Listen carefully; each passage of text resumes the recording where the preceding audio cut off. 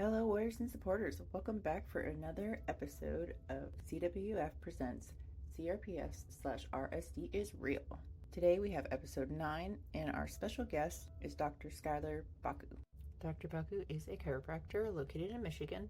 He also has extensive knowledge in quantum neurology, applied kinesiology, developmental functional neurology, neuro emotional technique, and beyond functional medicine.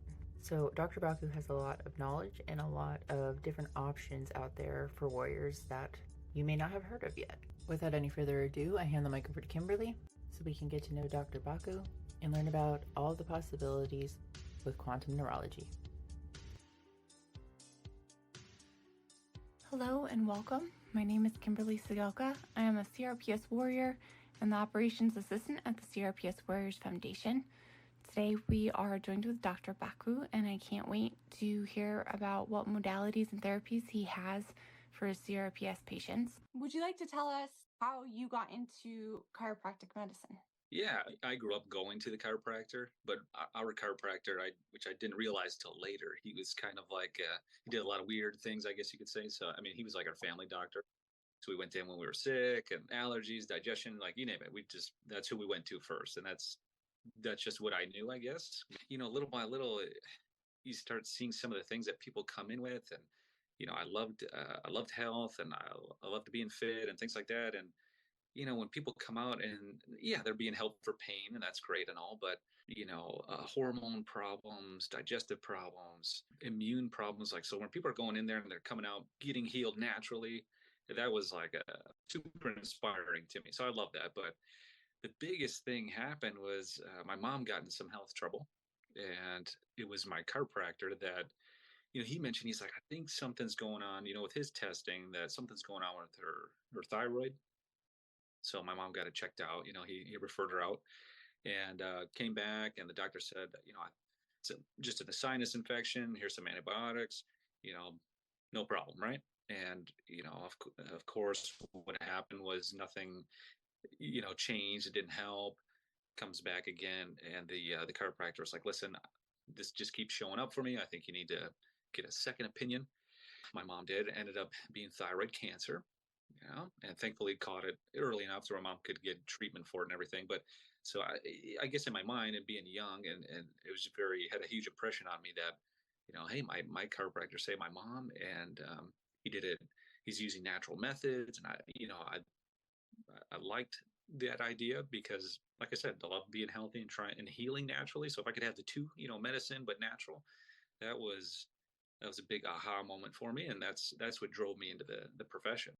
If people aren't familiar with chiropractic medicine, what is it that makes being a chiropractic doctor different than being a traditional medical doctor? Yeah, in the realm of our whole idea is your body's got this unique ability to heal itself.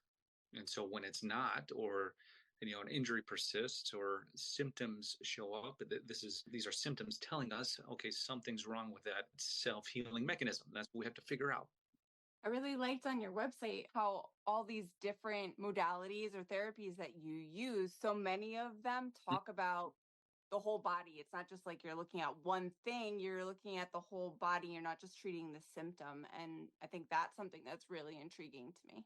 That's a great point, because in a world where, you know, we have a lot of specialists, right? You get sent to the endocrine specialists or this specialist, or you know, the neurology specialists, and again, it just goes back to that, you know, I know it's an overused term now, but holistic view. You know, we're more than the sum of our parts, so to speak. I mean, everything, you know, we believe that, you know, weakness in one area weakens the whole dynamic thing. We need dynamic solutions. Could you tell me a little bit about how you first started working with CRPS patients? It was probably, I think it's less than 10 years ago. It's probably 6 or to 7 years ago. I met someone who's very prominent in the CRPS community, Dr. Katinka Vandermeer. You know, I heard her speak one time, and that was the first time I heard about CRPS. And, you know, she's telling me they call it the suicide disease because the pain is so bad. And I mean, you guys know the story, but I don't know, in my heart, in my mind, I was like, holy crap, like I need to help. they need help. There's not a lot of people, as you guys know, getting amazing results with it. And again, I could just think to myself, when are you going to teach this, or how am I going to be able to learn all this? And that's how I got introduced, and did a lot of training over the years following that. So that's just how I first got into it, and we've just been rolling with it since. When we were looking at your website, like I said earlier, you have these categories. I love how much information is on your website. You can just read and like learn so much, but I wanted to talk to you to get kind of more of a deeper dive in, see how these specific things would help someone with CRPS. One that people might be a little bit more familiar with would be that section that's functional medicine. You had all these modalities of assessment and then therapies that you use, and I didn't know if you would maybe talk a little bit about that. I think, if I can, talking about like my understandings of CRPS, like I said, it's been a handful of years, but what I understand now, and I think most understand or should understand, for instance, someone just came in 2 days ago. We have these injuries that happen, and typically in the limbs, right? And the problem is it no longer becomes a peripheral or limb problem, right? It becomes this neurological problem, right? It's no longer just a muscle or some tissue, or usually we have some nerve damage or nerve irritation. And not only, again, it doesn't stay this peripheral problem, it now becomes a central nervous system problem. So brain and spinal cord, right? The main control centers. So now we're starting to get a picture. Okay, this is neurological in nature. It's not just, there's chemical things and all that, but there's also, let's say, we have to think of the state of the nervous system at the time of the injury. This is another big deal. Okay. Again, someone sprains their ankle, they get CRPS. Someone else sprains their ankle, they don't get CRPS. So what's the difference? All right. And that's what I talk about. It's the state of the nervous system at the time of the injury. So meaning, what kind of stress has this patient been through? What kind of old injuries have they been through? What kind of traumas, physical or emotional traumas, head injuries? I mean, all these things play to, again, the strength of their brain and nervous system at the time. Okay. So I'll say that over and over, because then that leads me into, well, how can I measure that first? And I use heart rate variability is probably one of the easiest. It's becoming a lot, well known now. Everyone's got them on their smartwatches and stuff like that. It's because it's a very important biometric that it measures balance in brain and nervous system. Okay. Is our body handling stress, or are we at the point where the stress is handling you? Are we headed towards health and wellness, or are we into the point where we're headed towards sickness and disease? Okay. Because what that measures is between the balance between, sympathetic, fight or flight, stress, crisis mode, and parasympathetic, healing mode, we call it. Okay. And we can't be in crisis and healing at the same time. So if I can measure that, then I can say, oh, well, maybe I need a lot of things, or maybe I need a few things. So once I started there, does that kind of make sense how I I'm thinking about it now? This is how I started, right? Yes. If we, surgery is a common reason why we post-surgery for CRPS, right? It could be the insult of the, cutting into the body and stuff like that alone, just the stress of that. But, nicking nerves. But what about, we hear a lot about anesthesia, maybe getting, I think, in my opinion, this is just clinical. It's just what I've seen. It's just an idea that maybe we're people that are allergic or have sensitivity to the anesthesia or the pain meds that they put in there. Okay. That's something that's showing up for me, so in that sense, when we talk about functional medicine, let's use some things, a detox.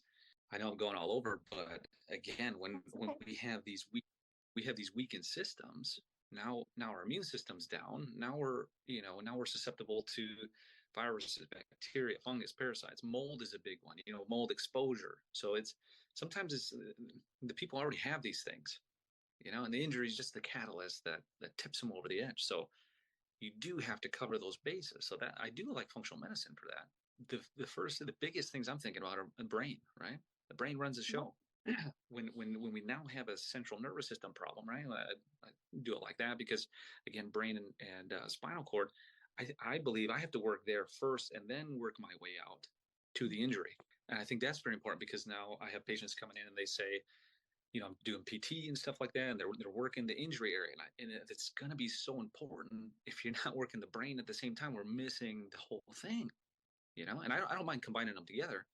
But just doing the periphery stuff, just doing the local injury area, it's not, I don't think it gets some of the best progress. So for instance, one of the main things I'm going to use that I was taught is we want to stimulate the vagus nerve. I think a lot of us have heard about that. This is the main nerve in that healing parasympathetic nervous system, the ventral vagus nerve, for instance, for anybody sciencey out there, listen to this. Technically two to that, but that's the one we want to stimulate. That's the one that shuts down fight or flight. That's the one that shuts down sympathetic nervous system. That's the one that shuts down crisis mode, right? It's also the same nerve that controls digestion. So we've got a lot of gastroparesis with CRPS, right? Why do we think, right? So if we're shutting off healing mode, we're not just turning on inflammation and things like that.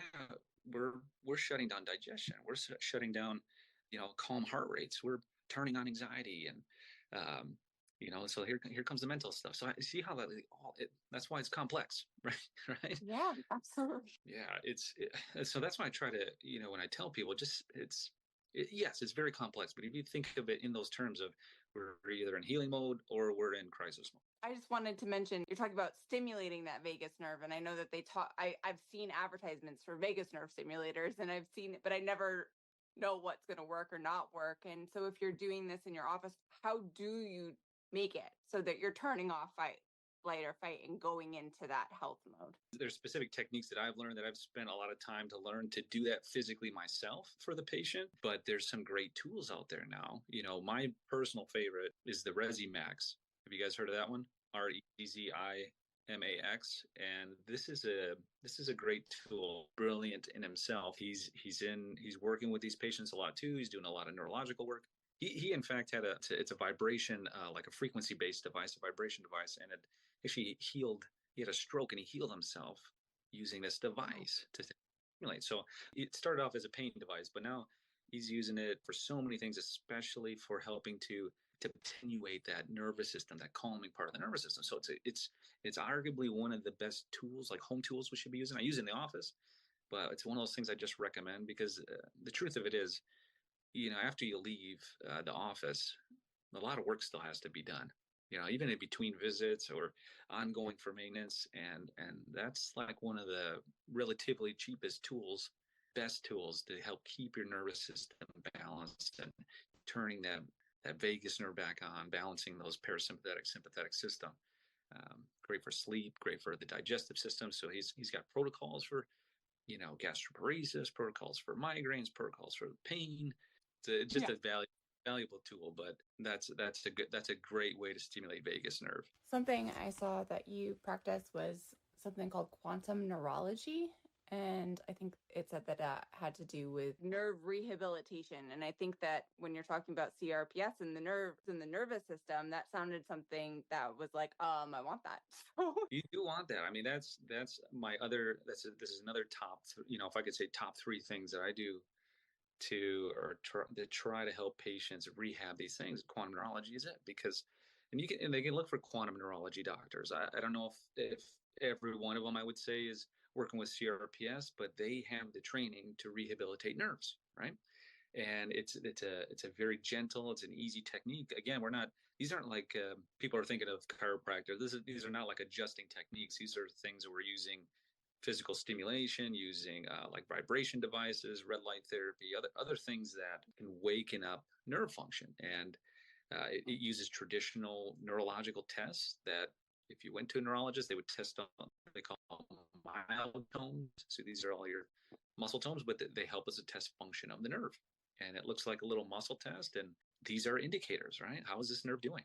Right. And if I do something to help it, the muscle will strengthen. And so I know the nerve is strengthening. So it's just such a great thing, but such a powerful technique. It's up there as far as one of my top techniques that we're using. Because you're talking about neurology, and it seems like you really focus on a lot of neurological techniques, and you have the Neuro Emotional Technique too. I loved how it said on your website that 80% of physical pain has an emotional component to it, and that goes along with your mind-body approach. So I just didn't know if that was something you wanted to talk more about. Yeah, I think it's super important because, again, when we're talking about 3 main areas of stress and 3 solutions for healing, when we talk about neurological, chemical, and emotional things, the emotions cannot be ignored. I think, they say 80%, but when we're dealing with chronic chronic pain, it's probably closer to 100% has some sort of emotional component to it. But well, again, when we talk about state of the nervous system at the time of injury, have you guys ever heard of ACEs score at ACES?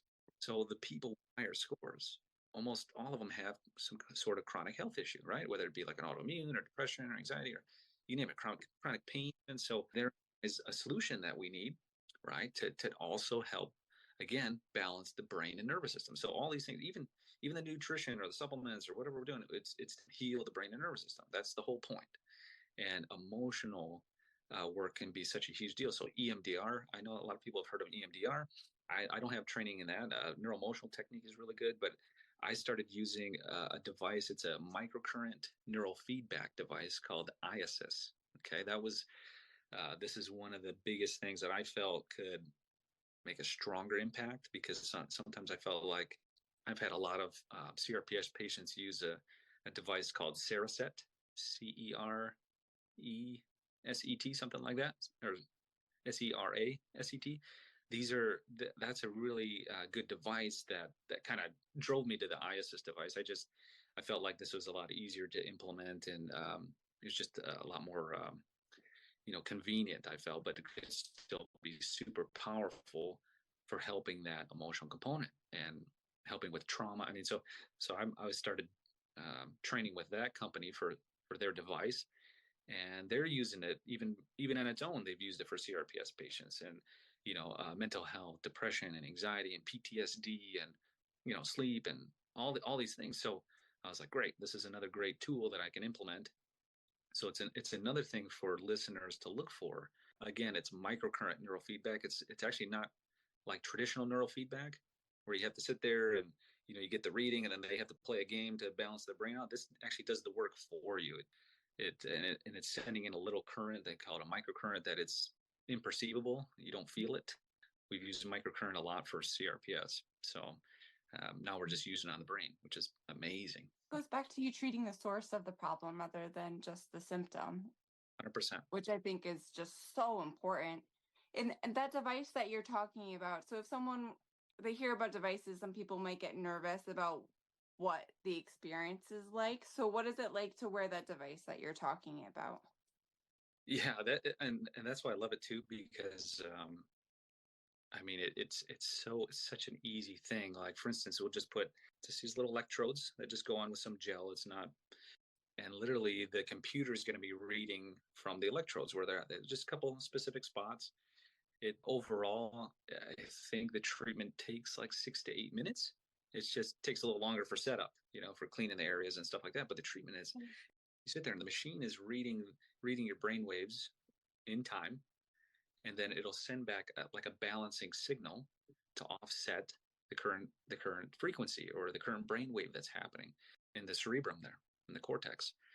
But they don't feel anything. Cool.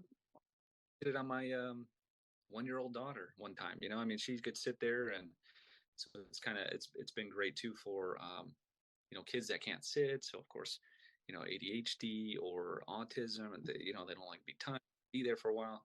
It's very simple, but for CRPS, again, it's just one thing to help the mental neurological component.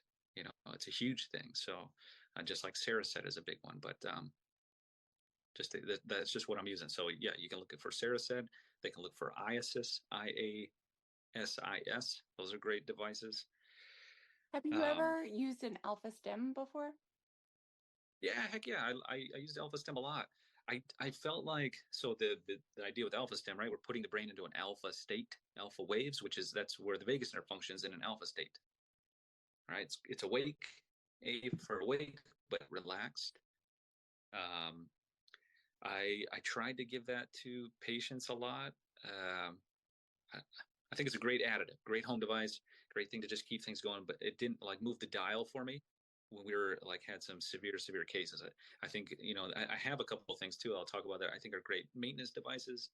With the alpha stim, I just found that, again, it was a great device to continue. I mean, great for home even during treatment. It wasn't one of those things that really moved the dial for me for getting someone out of severe pain. So if they're starting to be 5, 6 out of 10, starting to be more manageable pain, and we need devices at home to just continue treatment, continue progress.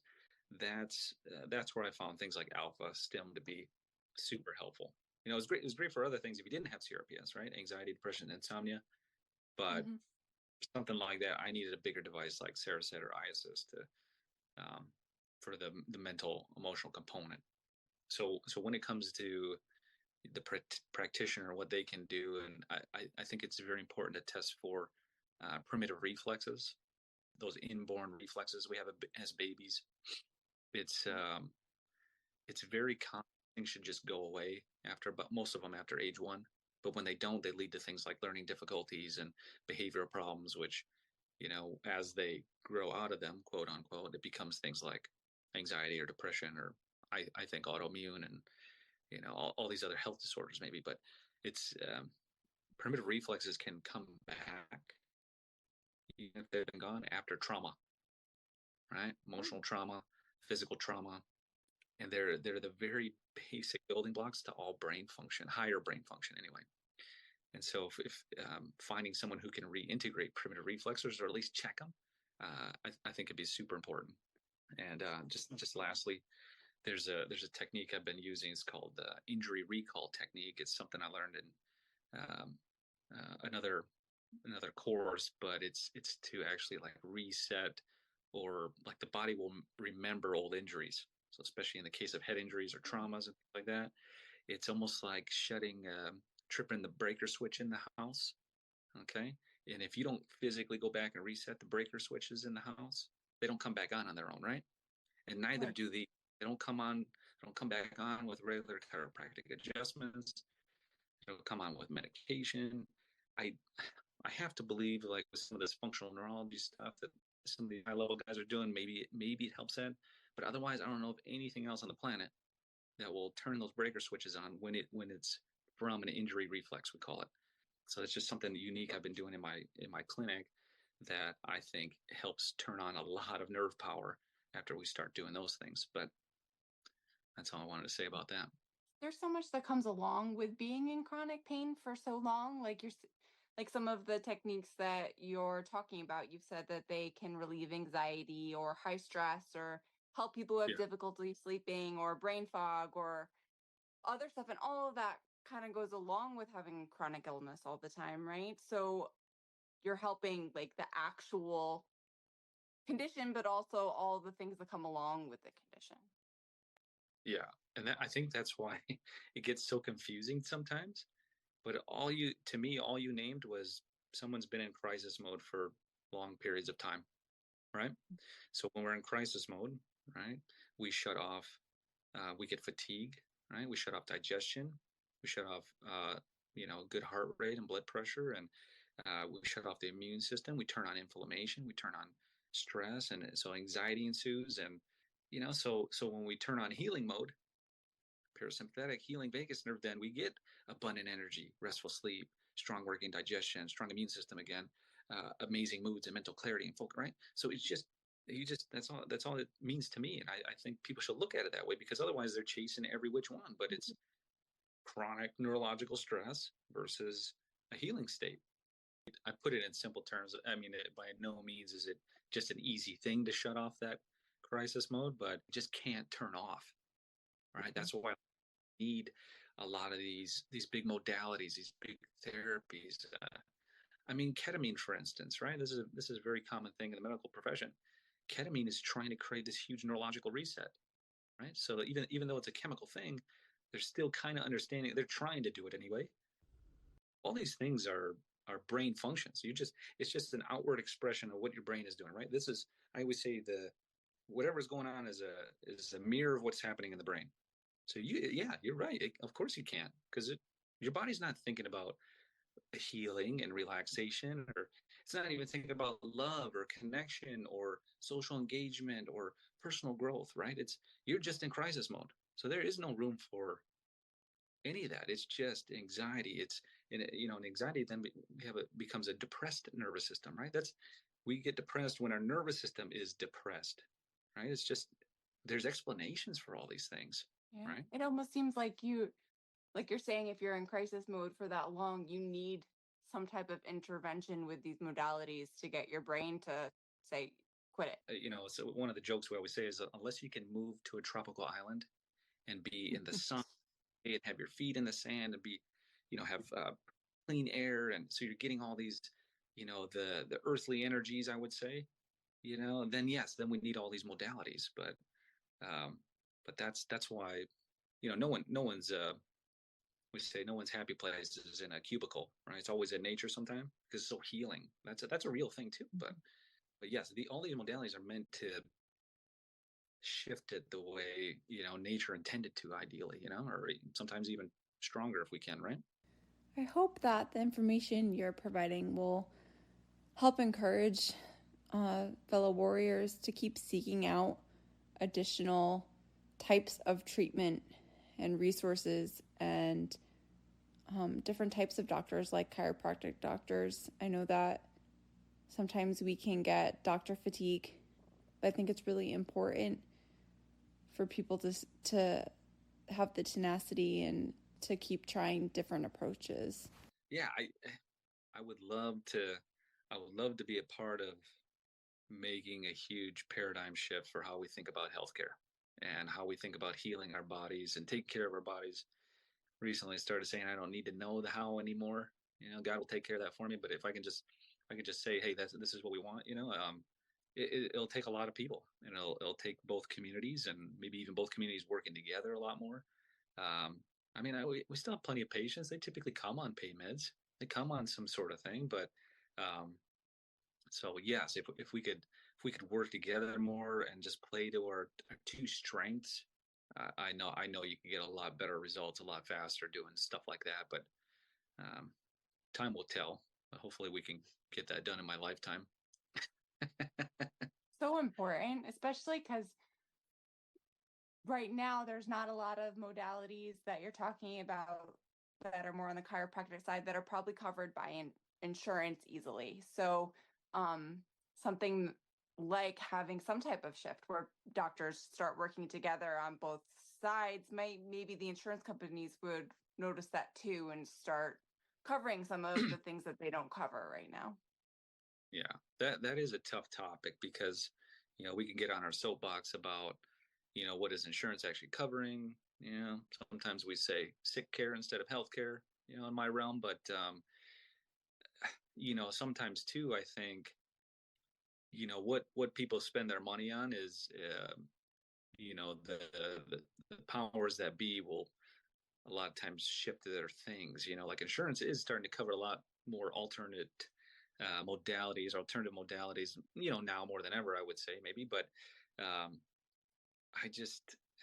don't know. Sometimes I think it is up to the people to start making those choices too. Just like, you're in the supermarket, you start choosing more organic. Guess what? More organic stuff starts popping up, right? So if we as the consumer start choosing things, maybe they aren't covered by insurance, and it is crazy because the cost sometimes, the cash cost, let's say, versus what they are charging insurance for certain things is just crazy to me. Like, for instance, some lab work, if I can order for $200, it's probably they'll charge insurance $2,000. So I don't want to get a lot into that, but I really like how your clinic talks about being a beacon of hope and that you create a really nurturing environment. You have a paragraph that says, when you combine skill and love, it creates masterpiece, and that there's no risk in seeing if we can help you. And I think that is an environment that's really needed for CRPS warriors and seems like such a welcoming place. Call it what you want, but giving hope's got to be probably my number one main job. Okay. Especially if I feel like I can help them, right? But even sometimes too, it's like, just because maybe if I can't do it doesn't mean someone else can't. So I gotta help people and give them hope for that. Like, if I can't figure it out, I'm gonna bring a bunch of people on to help me, and we'll all figure it out. Something, you know what I mean? I think you have to have that mindset. And instead of having a mindset like, oh, this is incurable, or this is that, or this, it's like incurable until it's not, right? or proven in research until it, or not proven in research until it is. It's like, come on. So that's how I think about it, and why wouldn't I try? You know, they deserve it, just from all the other doctors too. But you know what hope does? Like when you start shifting and you give someone hope, like what about the whole placebo effect? Everyone poo-poos that idea, and it's a placebo. But you know what? I want to tell everybody the placebo drug is the best, most consistent working drug on the market. It works every time. So say what you want about it, but that's the brain literally making a change. It's not even like an intangible thing. It makes the change that the medication or whatever you're trying to do, it makes it. So if I can give someone hope and they start believing a little bit. And like you said, giving people hope, changing their mindset, it's all about your brain. So if something alters it and you can start thinking about something differently, hope is a tool for rehabilitating your body to heal itself, because that's what we were made to do, is to heal ourselves, right? Yeah, we said it perfectly. If we don't change the brain, we don't change our reality, right? Sometimes we found things to be helpful. I had cases of CRPS. I have that like really bad swelling. Like it just, especially if it's just at the limb where it's the swellings from the wrist down or the ankle down. Shockwave therapy is really good for that. So anybody listening, shockwave therapy. There's a bunch of names there, but that's a great tool for when you just have that. It looks like a balloon, on your hand or your ankle. That's another great one to get down, get that swelling down and get healing going fast. So a lot of physical therapy starting using this, and a lot of chiropractors too. Ozone therapy. This is a great one, like IV ozone has been a great one for those autoimmune type, or I'm sorry, just immune in general challenges, imbalances, toxins, those things. It's a great way to clear the system, clean the system fast. And then something I heard, I haven't had patients do it. I can't legally prescribe it, but I've had patients under the care of medical doctors microdosing psilocybin. If you guys haven't heard about that, they're using it to create neuroplastic changes in the brain, especially for mental health disorders. Shown a lot of great benefits there. There's a great book too, which has been out for years now. It's called How to Change Your Brain by Michael Pollan. That talks about all the research behind microdosing psilocybin, but that's starting to make its way. But again, I think it could be a good one. When you microdose too, there's no hallucinogenic effects. We're not like drugging ourselves, so to speak. But and again, it's under the supervision of a doctor that can prescribe it. I think is best, because they have a great way of guiding that. That's another great thing. And then lastly, one of the big things that I check for too is you can also order lab work to measure inflammation in the brain, or inflammation in the whole body too. C-reactive protein, homocysteine, hemoglobin A1C, glutathione levels. Those are antioxidants. We want to see that. Ferritin levels, and then vitamin D. So I mean, these are a couple of great things that we just order on blood work. I think it's like $50 or $100. Just to see where we're at. Is our body fighting the inflammation, or is it? We have a lot. Is it overtaking it? And we use supplements too. We use supplements for that. So, what's your go-to for lowering inflammation? It's usually a combination. Like I use a couple like combination formulas, not just like one. I mean, if you were to use one, I mean, some of the IV stuff like NAD IVs have been super helpful, even for like autoimmune and these severe fibromyalgia cases, or severely like depressed systems, fatigue patients. NAD is a great one. Otherwise, glutathione is like a precursor to NAD. Glutathione is an easy one to take orally, like liquid would be best. But again, sometimes it just needs so much that's why IVs can be helpful. I've heard about IV CBD now. I thought that was kind of neat. IV supplements, are these things that you'd be doing in an office setting then? Because obviously you need someone to give you the IV. So it would be like you'd finding a chiropractor doctor that's willing to give you these IV supplements. It's usually, so there's some chiropractic offices that do it, but sometimes they just have IV offices now that you see them. They do like hydration, vitamin, stuff like that. But a lot of I would call them functional medicine type clinics, even medical clinics. A lot of times will have IV. So we have someone we have a nurse that comes in an RN that comes in and administers all these things. If any of our patients need it or want it, or we do it that way. But so we don't do it personally. But IVs can be a tricky thing with CRPS patients, depending sure. on where their pain is located. But if it's like you need these higher dose things to be able to get the value from the treatment, then just figuring out the places to go that understand your condition would be important. What recommendations you would give to patients when they're looking for a caregiver? But yeah, there's a lot of doctors that do some of the same vagus nerve training that I do. There's a lot of quantum neurology, or I don't want to say a lot, but I know it's the number of chiropractors. It's an even smaller number of people that do this stuff. Functional neurology practitioners should be more, again, geared towards a natural way to stimulate and balance neurology. So that's what I look for: functional neurology, quantum neurology. These are some of the main things. If I'm searching for a practitioner, you can say functional neurology near me, or That's really great because it gives us a starting point of what to ask when we're looking for someone who can do the work that you're talking about. We might not know where to start or where to ask, so having those points is really helpful. Well, that's what I think too. Even if I gave you someone's name and you went in there and you just didn't feel right, well, guess what? That's probably not going to be the doctor for you. Even no matter how brilliant they are, I a lot of times I just tell that to people. I'm like, listen, I was like, you're here. I'm going to see if I can help you. But the main thing is, if you like me, then we'll probably get along. We'll probably get great results just from that. So if not, just tell me, because I don't want you to be here. So hopefully, I know that's not everyone, but if we can, more of us can have an attitude like that, because it's not about us and it's about the patient. So, but I know a lot of these guys, they have a good heart and they want to do good work. I mean, that's why we get into the profession. And so there's a lot of brilliant docs out there doing amazing work, but you're right. It's just, they're not advertising about CRPS. It's not an easy thing to help people. I mean, but it could be a huge deal to put someone like that on your team. I think a lot of times something we deal with doctors is just a lack of awareness of the condition. I'm just here to help your body's own systems and do whatever I can to boost them up to overcome this thing. So sometimes maybe it is okay.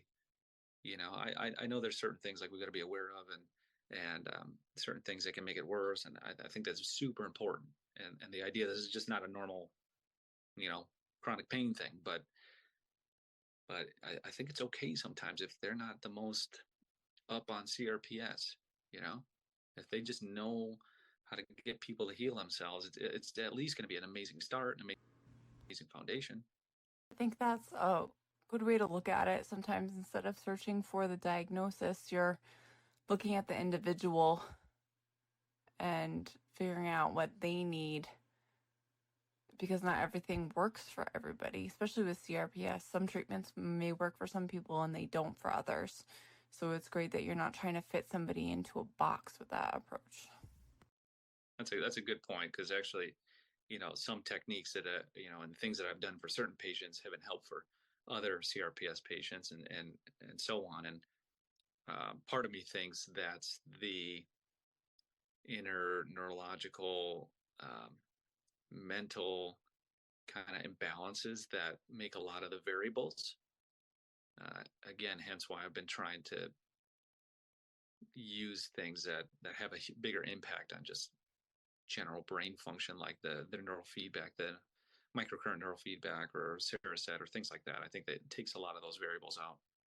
Something I want to ask you about, because it's something that we talk to, I think, a lot of resources about, is how your dietary changes can affect your overall health. And I know it was part of your assessment in the functional medicine, I think, that you had it written down as, and I wanted to know kind of something that people can make a change on their own to start with if they haven't been able to see somebody. So I wanted to get some of your recommendations for that.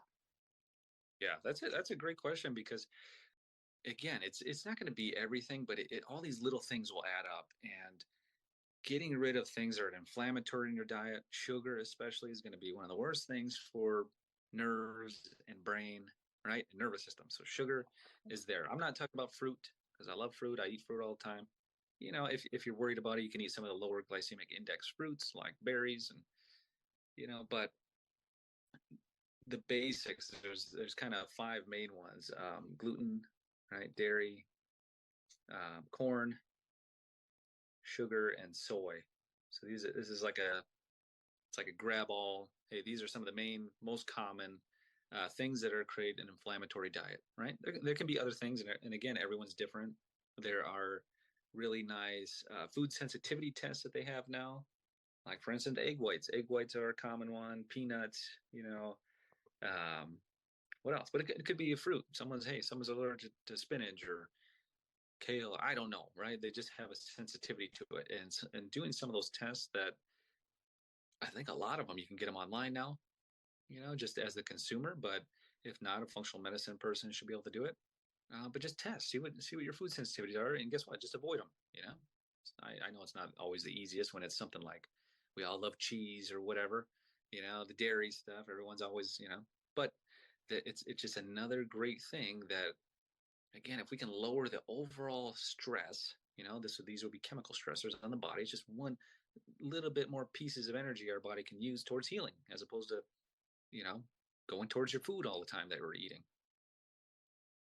Absolutely. I've seen a huge difference in my life lowering, like getting rid of all of what you just said. And yeah. It makes a huge difference. And it's hard. It's not an easy thing, but it's something that you can control, which when you have a condition that you can't control, it's like can help you a little bit in that aspect.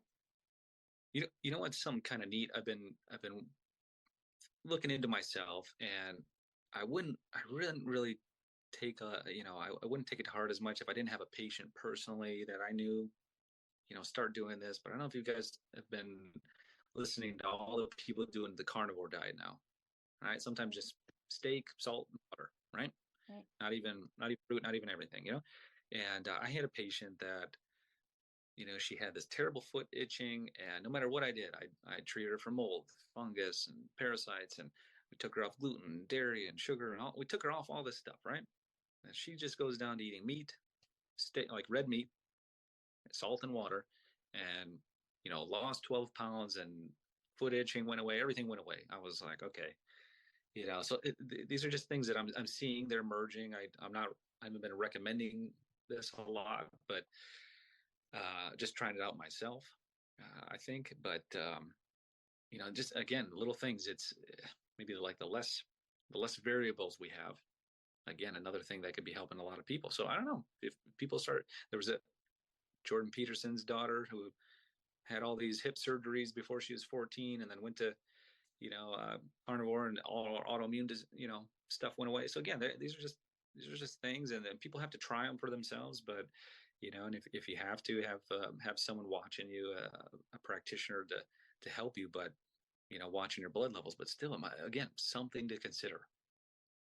I also saw something that you said energized water, and I was curious what that was. Yeah. So the main thing I was after there, and there's 6 main ways the body gets energy, and only one of them is food. Okay, and we talk about sunlight and the EMFs that the earth pumps out, and the atmosphere has a frequency to it, and oxygen and structured water, right? Structured water is one of those main things. So most of the water that we drink all the time we just call it dead, non-living water. The ones that, especially the ones that come in the plastic water bottles. I mean, that's another story, just plastics and estrogens and carcinogens there. But structured water can be an amazing source of energy. And when I say energy, it's like, when you absorb energy from the sun, it's like electrons that go straight into your body. When you eat food, it tries to break it down to electrons to make ATP energy. So if we just get electrons, then there's no breakdown that needs to happen. It just makes energy. So structured water was another one of those things that, that was just another amazing energy source for the body to heal. So we used it, or we have it in the house and at the office sometimes, but it's called a vitalizer, and it vortexes the water. And in the bottom of it, it has a mineral cube that mineralizes the water. So now we mineralize water, we get it charged, and vortexing it structures it. So structure meaning puts it in a hexagon, puts the H2O molecules in a hexagonal shape. What that does is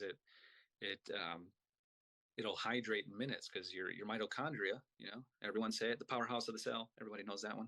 But the mitochondria will use energy to structure the water to get it in to the mitochondria to use it to make energy. So if it's already structured, then it just right in, doesn't use energy, and it hydrates in minutes. So it's just another cool little thing. That is very cool. The one thing that I've seen, let me just say, as far as like people looking at spinal cord stimulators, is a super common thing for CRPS. I've seen a lot of bad things happen with those. I mean, I get it. It might be one of the most common things they're going to recommend, but especially when it comes time to maybe getting those out, I've seen a lot of, I had a patient that nicked their spinal cord and it was leaking spinal fluid, and I heard that a few times. So it's just sometimes trying to get those things out can create even more damage. I did read, though, they're doing a thing called dorsal root ganglion stimulation. So instead of right on the spinal cord, they're stimulating this piece outside of the spinal cord and getting even better results. So if we had to do something like that, we had to implant a device, I don't know how many docs are doing it yet, but dorsal root ganglion stimulators instead of just spinal cord stimulators. I thought that was very interesting. That's the main pathway, one of the main pathways that helps gate pain and regulate pain and sensation to the body. I do want to ask the question of how you got involved with the foundation and why you chose to be a resource. Yeah, so someone contacted me on TikTok from the foundation, Chell, and then I just reached out back, and she was, gracious enough to say that, you guys could use more people. And I said, yeah, heck yeah. I mean, anything can help the community. And again, there's a handful of amazing docs around the country and in the world here that I think would be great resources, and people are already doing great work. So that, again, it's just another way to help. If we go back to where you said that you believe why someone gets CRPS with an injury versus when somebody doesn't would be the state of their nervous system at the time of the injury. Do you think that state of the nervous system also has to do with why some people respond to some treatments and others don't? I have to think that's probably 100% true. Not to say that there's not solutions for those people, but it's how imbalanced are they? How many injuries have they gone through? How much underdevelopment do they have in the brain? How much trauma have they gone through? Structurally, what's their cranium looking like? What's the structure of just the brain anatomy in general? These are all things that are going to dictate function, and the less balanced, the less developed, the less efficient, these are going to be the harder and harder ones.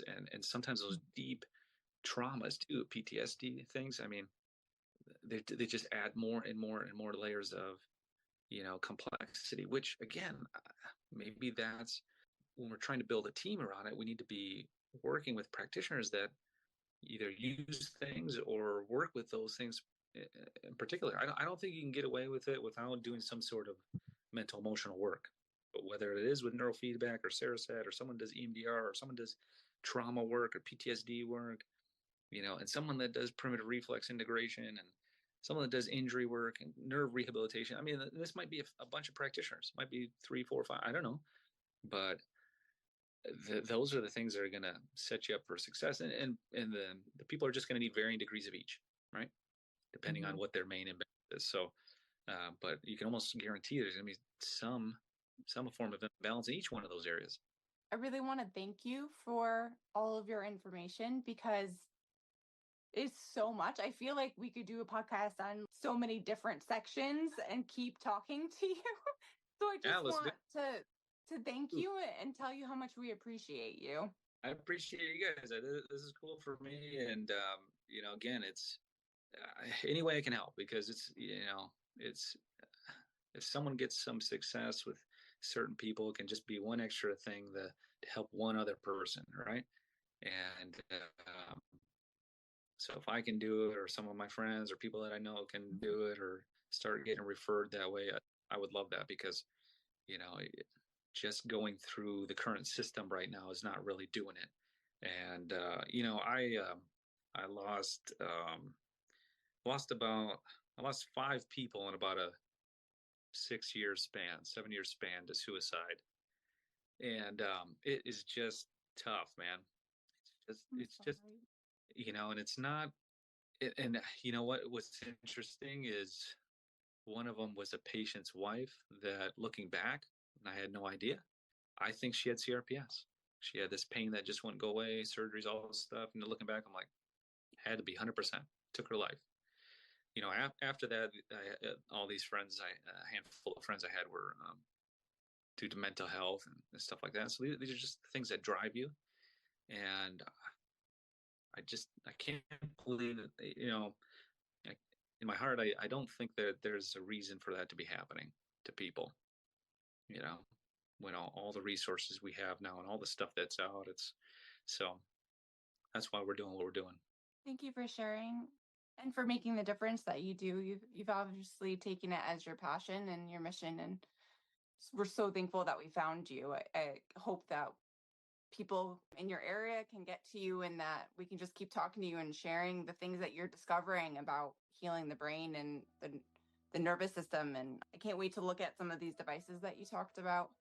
So once again, thank you for coming on today, and we look forward to doing another podcast with you in the future.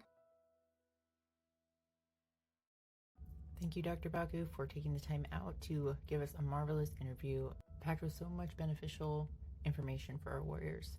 If anybody would like to reach out, Dr. Bakko is more than happy to find a quantum neurologist located in your local area and point you in a starting direction. His information and how to get a hold of him is in the description of this episode, along with some other links for some of the devices in which he mentioned in his interview.